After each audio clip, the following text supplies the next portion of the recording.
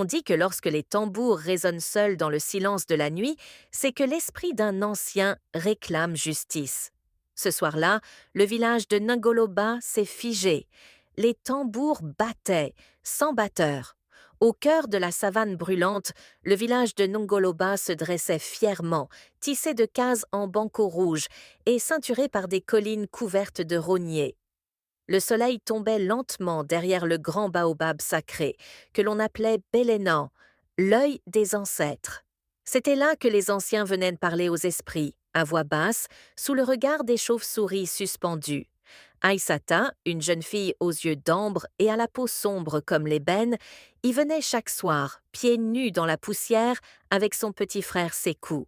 Leur mère était morte en leur donnant la vie, et leur père, Karamoko, le forgeron du village, gardait son cœur enfermé comme une enclume froide.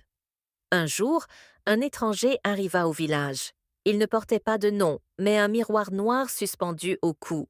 On l'appelait Mbemba, le devin. Il disait entendre les voix que les autres refusaient d'écouter.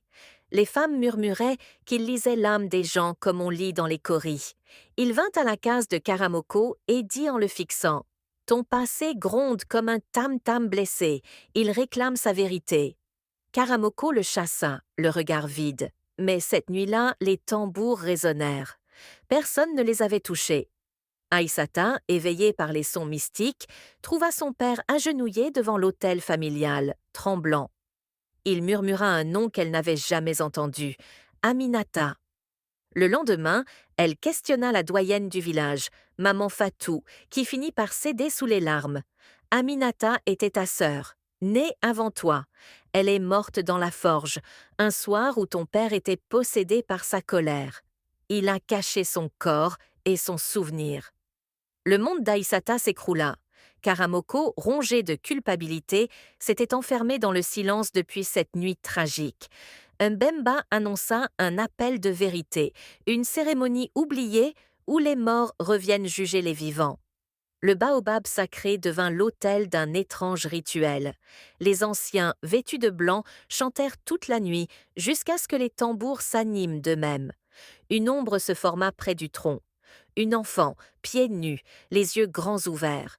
Aïssata la reconnut aussitôt. C'était Aminata. Elle ne parlait pas. Elle désignait Karamoko, puis la forge. Les flammes s'élevèrent, sans feu, et une voix résonna. La vérité guérit, ou elle consume, choisis. Karamoko tomba à genoux et avoua, devant tout le village, son crime d'orgueil, son refus de l'enfant qui l'avait rendu vulnérable. Les larmes coulèrent, purifiant les années de silence. Le matin se leva sur Ngoloba dans une paix nouvelle. Le tambour resta muet. Aïssata reprit la forge de son père qui, désormais malade et affaibli, la regardait avec un amour qu'il avait oublié avoir.